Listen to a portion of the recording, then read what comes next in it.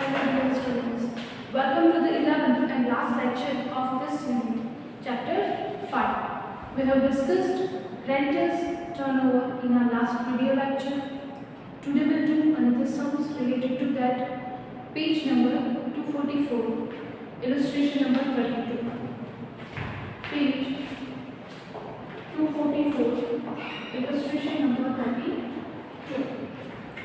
From the following information of A Company Limited, calculate creditors turnover and payment period in days. For that they have given total purchase, purchase return,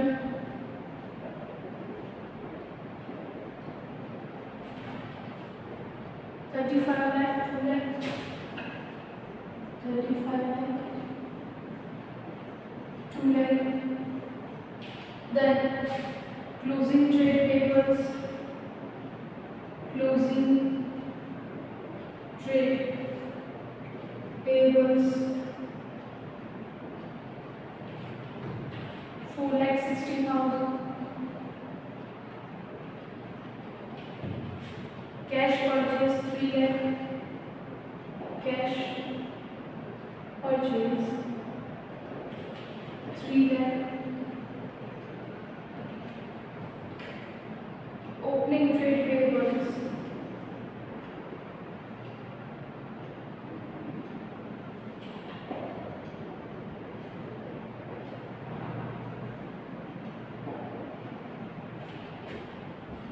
₹5,40,000. From this information, we have to find creditors turnover. So, for creditors turnover, first and main thing which we need, that is credit purchase. So, the formula to find credit purchase is credit purchase is equal to net purchase minus cash purchase. But here we have total purchase and purchase return. That's why we have to find net purchase first. That's why net purchase is equal to 35 lakh minus 2 lakh minus cash purchase is 3 lakh. So the answer of our net purchase is 33 lakh minus cash purchase 3 lakh, and we got the answer, that is 30 lakh. Answer of credit purchase. So 30 lakh is our credit purchase. Next, we have to find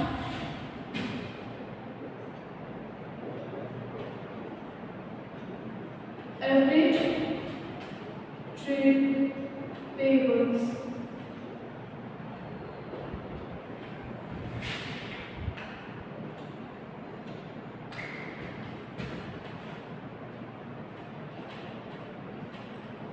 Average trade payables is equal to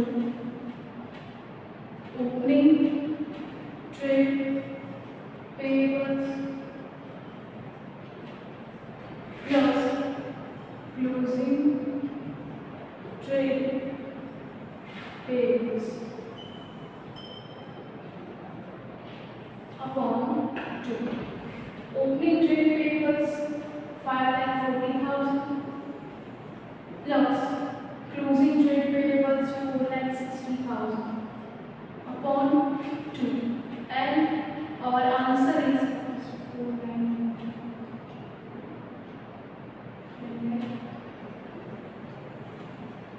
upon 2. Answer is 5. So this 5 lakh is our average trade payables. Now we got both the answer of credit purchase and average trade payables.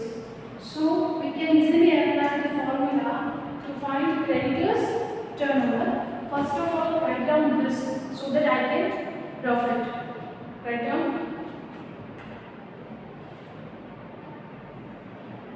complete.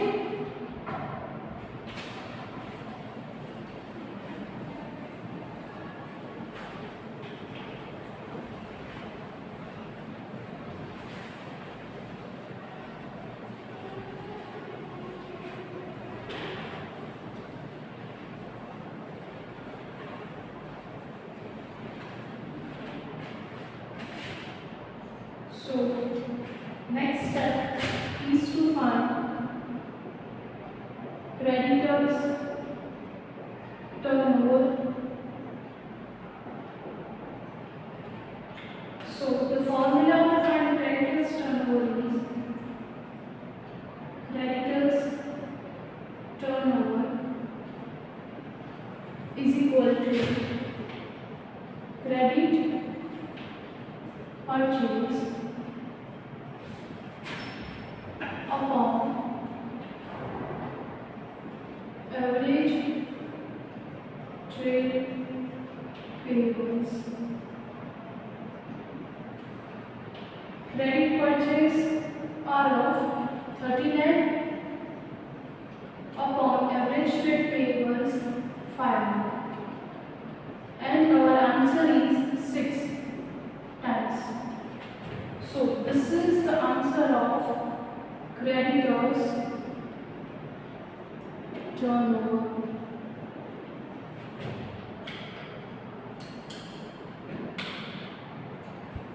The next thing they asked to find, that is payment period in days.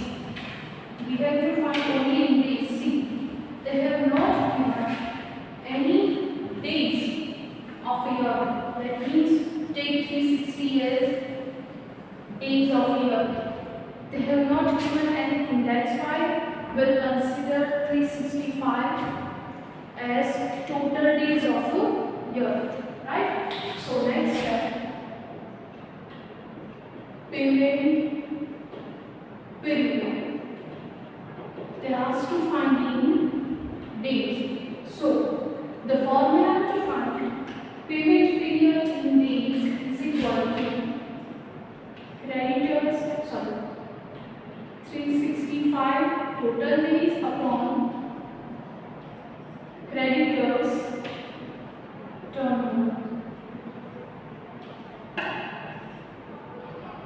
365 upon 6, and our answer is 60.83 days, which means 61 days.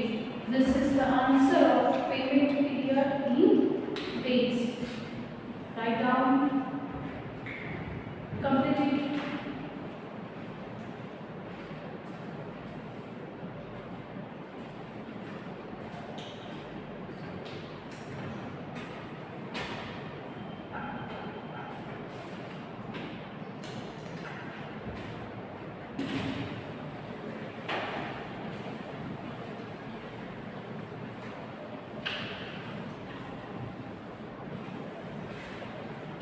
Next, page 249, last sum of this unit. Page 249, question number 19. Complete.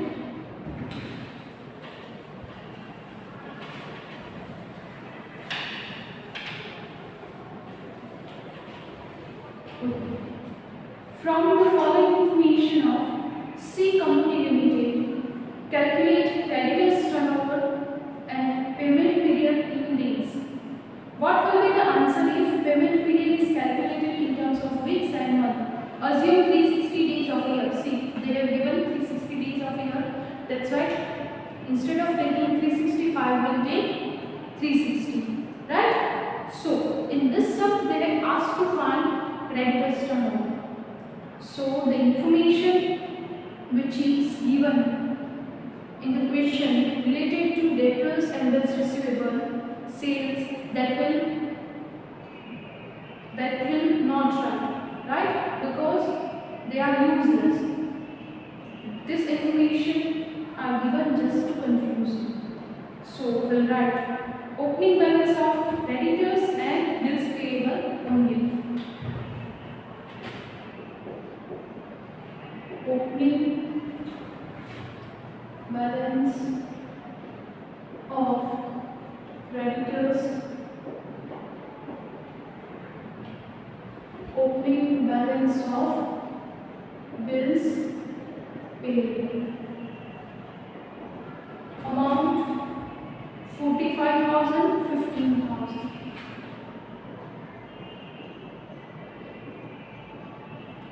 Then debtors and bills receivable useless. Next, closing balance. We will also write only closing balance of creditors and bills payable. So, closing balance of creditors and closing balance of bills payables.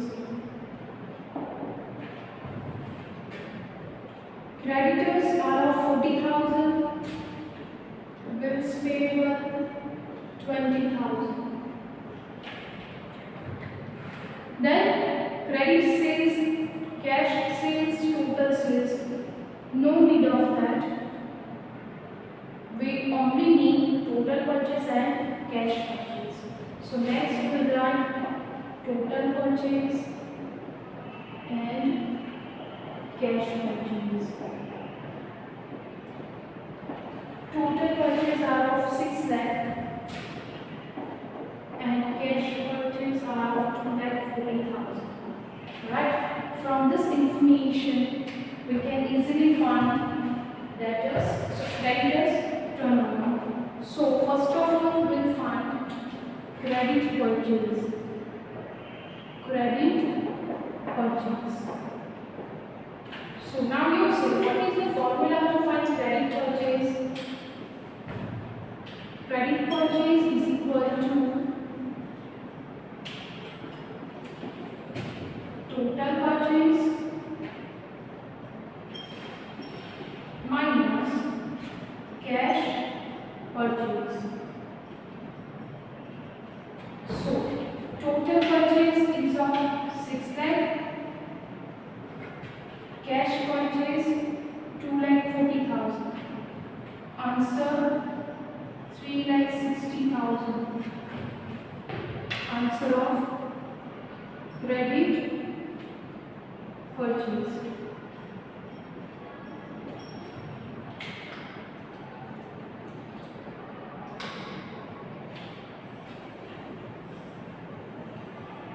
Now next,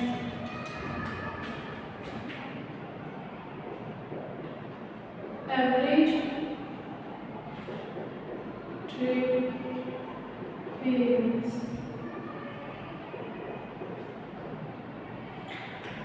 Formula for average trade payable is average trade payables is equal to, here they have given both the creditors and bills payable. That means we have to write opening balance or only opening creditors and bills payable plus closing creditors and bills payable upon 2. Opening creditors 45,000 plus bills payable 15,000 plus closing creditors 40,000 plus bills payable closing 20,000 upon 2. So 60,000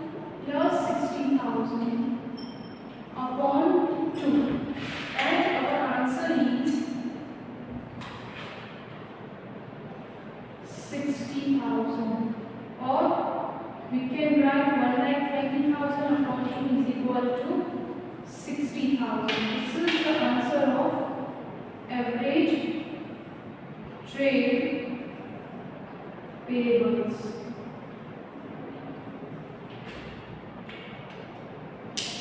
Finish this.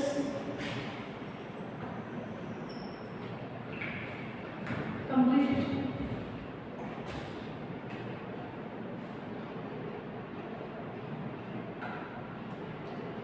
Completed.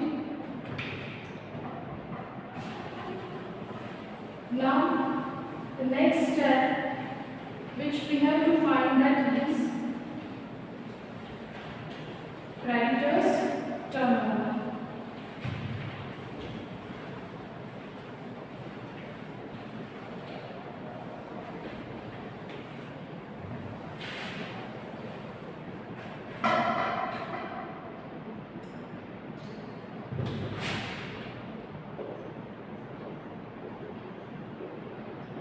Creditors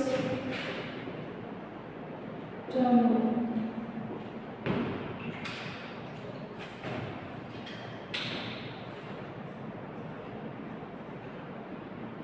Creditors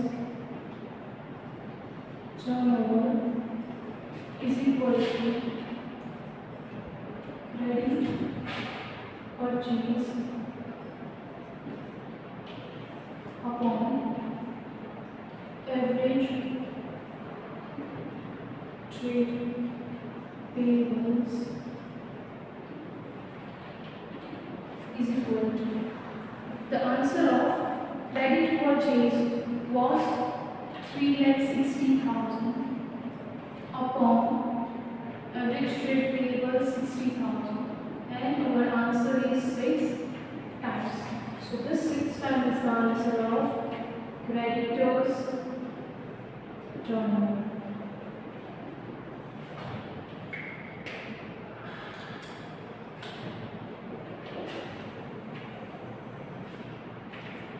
Right?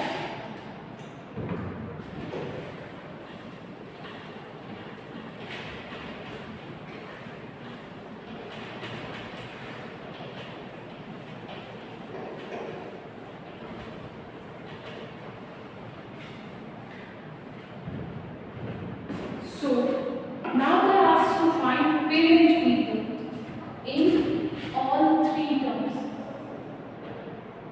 Payment period. First we'll find in months, in week, and in days. So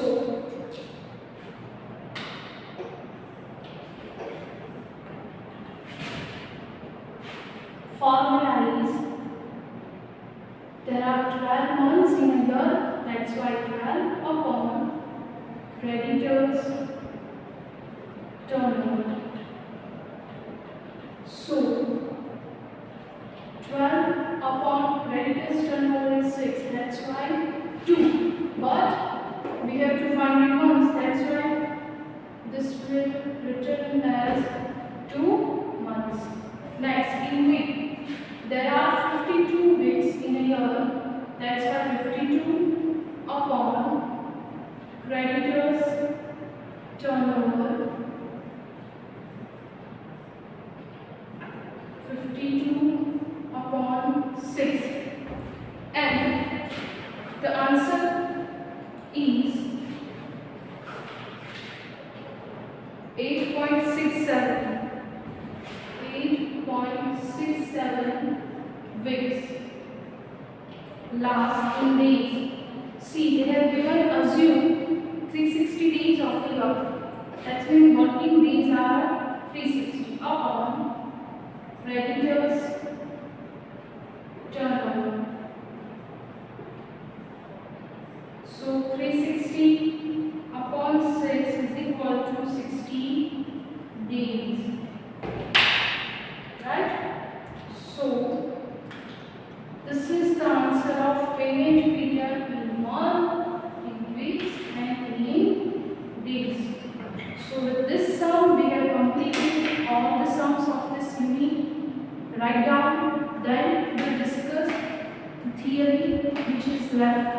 to discuss. Okay, write it down.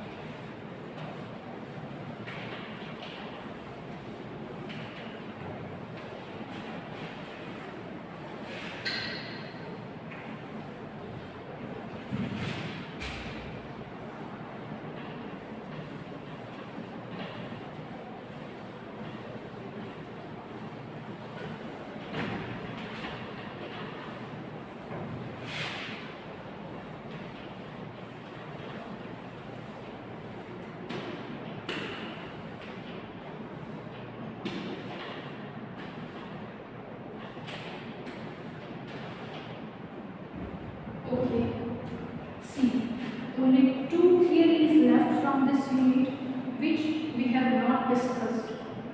That is objectives and limitations. The first point is objectives of ratio analysis.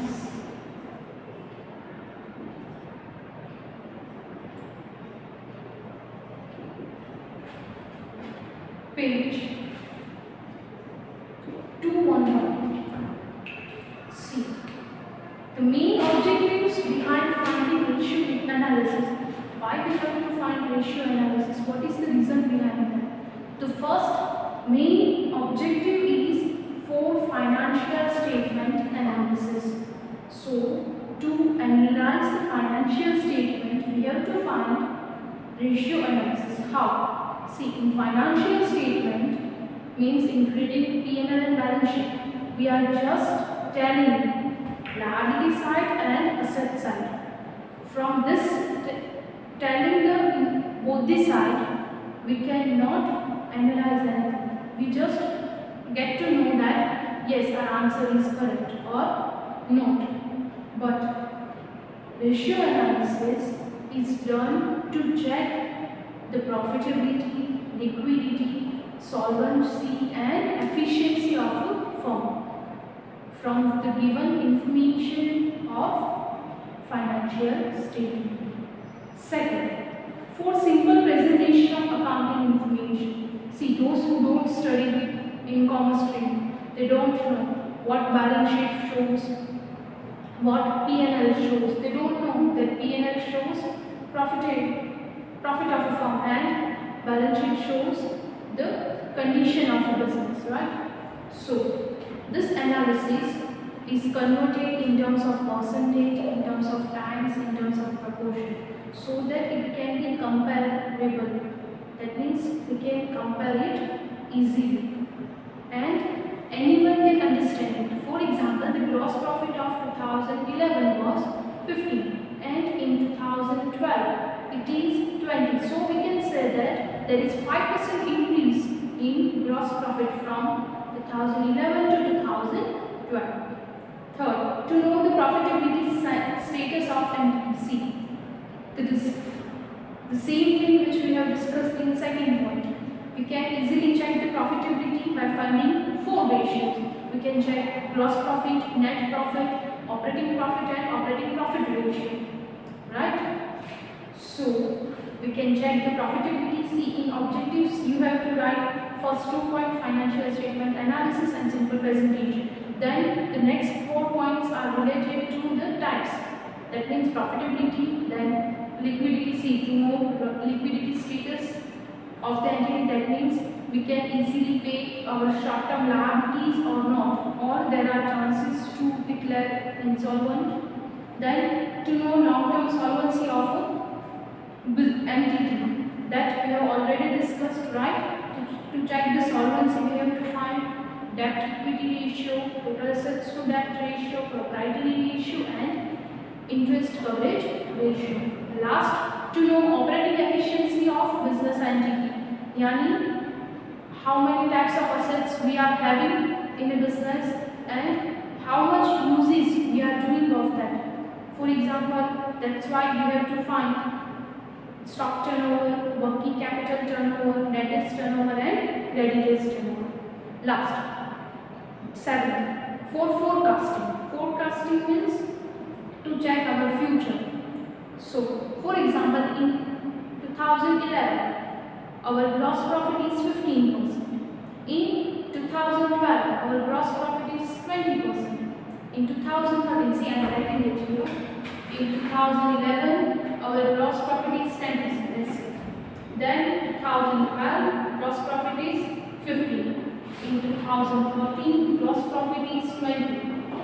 So we can say that our gross profit is increasing year by year. So I can assume that in the year 2014 there are chances to earn 25% of profit. So this is called forecasting.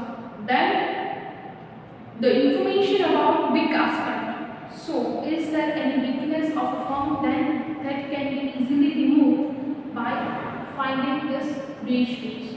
Then for interfirm and intrafirm comparison, you know what is interfirm. The one firm is comparing its financial statement or its data with another firm, that is known as interfirm. And intrafirm comparison means within a firm we can compare the data of 1 year with previous year.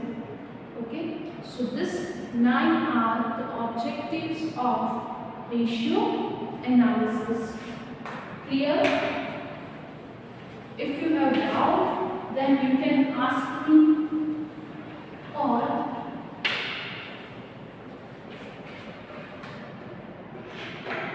next point, that is limitations.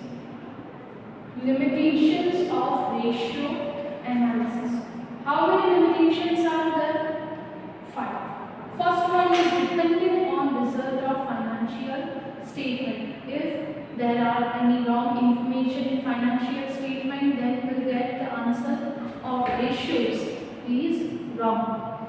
So it is completely dependent on the financial statement.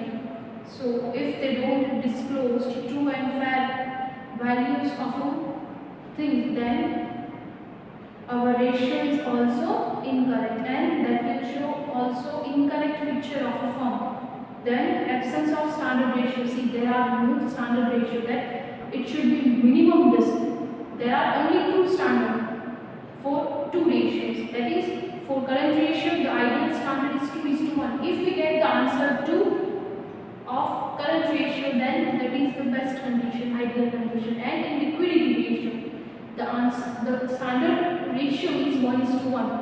Right? But in other ratios, for example, gross profit, net profit, operating profit, then debt equity, total assets to debt, proprietary interest coverage, stock turnover, working capital, debtors turnover, and creditors turnover, we don't have ideal standard for finding this ratio.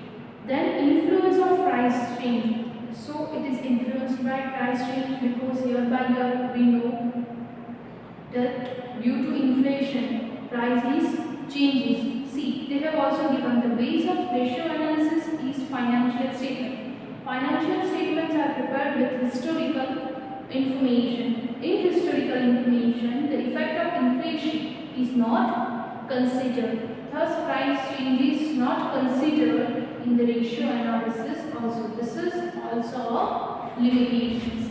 Then avoidance of qualitative factors. For example, honesty, then loyalty and tempo of officers and employees are not considered in ratio analysis. Right? That's why this is the main limitation of ratio analysis. Then difficulty in comparison. For example, if they have used different methods in finding depreciation and stock valuation. See, we already know that to check the depreciation, to find the depreciation, there are 2 methods. One is straight line method and another one is written down value method. So one form has used written down, another form has used straight line method, then they cannot compare their depreciation. Say in stock, if one firm has used FIFO method, that is first in first out method, and another firm has used LIFO method, last in first out method, then also there is difficulty in comparison. So with this we have completed the theory of this unit. Now only one point is left, that is MCQ, page 244. Page 244, MCQ. Okay, which of the following is correct for accounting ratio? Comparison of ratios is developed by the firm, comparison with ratio of industry, comparison of ratio of competitors, and all of the above. Yes, we can compare with firm, industry and other competitors. So answer is D. In second, in which terms ratios are presented? Proportion, percentage, time, or all of the above? All of the above is the answer. Why? We are presenting ratios in proportion as well as in percentage in terms of time. Then for which of the following items the ratio is computed in days? For total purchase, for credit sales, for credit purchase, and for B and C both. So answer is for B and C both, that is D. Right? Next, which of the following ratios are included in traditional classification? Composite, liquidity, profitability or solvency? Composite ratio is the answer. Fifth, which of the following ratio is revenue based profitability ratio? Gross profit, net profit, operating, or both A and B? Answer is D, both A and B. Gross profit and net profit are revenue based approach, and operating ratio is expense based ratio. Next, a company has purchased of rupees 90,000, purchase expense 15,000, the changes in stock is minus 15,000, sales 1,50,000. Determine the gross profit. See, from this information we can find COGS. How? Purchase plus purchase expense minus change in stock, right? So 90,000 minus 15,000 minus 90,000 plus 15,000 minus 15,000, and we get the COGS. Our COGS is 90,000, right? Sales, which we have given in the question, is 1,15,000. So our gross profit is 60,000.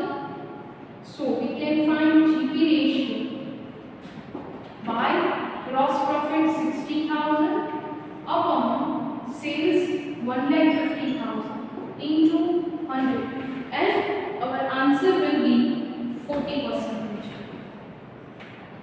Right? So 40% is the correct answer. Which of the following is not included in operating expense? Loss on sale of assets, loss due to fire, interest paid, or all of the above? See, all of the above. Why? Because in operating expense, loss on sale of assets and loss due to fire will not come. Why? Because that are non-operating expense, and interest paid, that is our financial expense. That's why it's also not included. The COG next 8. Sorry, answer of 7 is D, don't forget. Then 8. The cost of goods sold of a company is 10 lakh. Operating expense 2 lakh. Non-operating expense 3 lakh. Financial expense 1 lakh. If total sales is 20 lakh, determine operating profit ratio. So, first of all, COGS plus operating expense. Then we'll get the answer of operating cost. Then we have to deduct answer of operating cost from sales. So sales minus operating cost, and then we'll get the answer of operating profit. And then we have to use the formula is operating profit ratio is equal to operating profit upon net sales into 100, and your answer will be 40%. See, first of all, you have to find operating cost, then operating profit, and then main formula to find operating profit ratio. Okay, your answer will be 40%. Next, liquidity ratio is measurement of solvency, measurement of short-term profitability, measurement of profitability or measurement of liquidity. Answer is liquidity because it comes under the head liquidity, current ratio and liquid ratio. So answer is D. Next, 10. Which of the following is not included to compute current ratio? Debtors, stock, bills receivable or furniture? Answer is furniture because that is our fixed assets. Working capital means difference between current assets and non-current assets? No. Difference between current liabilities and non-current assets? No. Difference between current assets and non-current liabilities? No. Difference between current assets and current liabilities? Yes. So answer is D. To arrive at liquid assets, which of the following is deducted from current assets? Stock, cash and cash equivalents, debtors and bills receivable. Answer is stock. See, liquid ratio we are not including stock and prepared expense. That means expense is paid in advance. Right? So answer is A. Then question 2, 3 that we have already discussed in our theory points. So no need to do that right now. Okay? C. With this MCQs we have completed this unit, chapter number 5. In next video lecture, we'll start another unit, that is unit 6, cash flow statement, and the most important thing, that is your homework.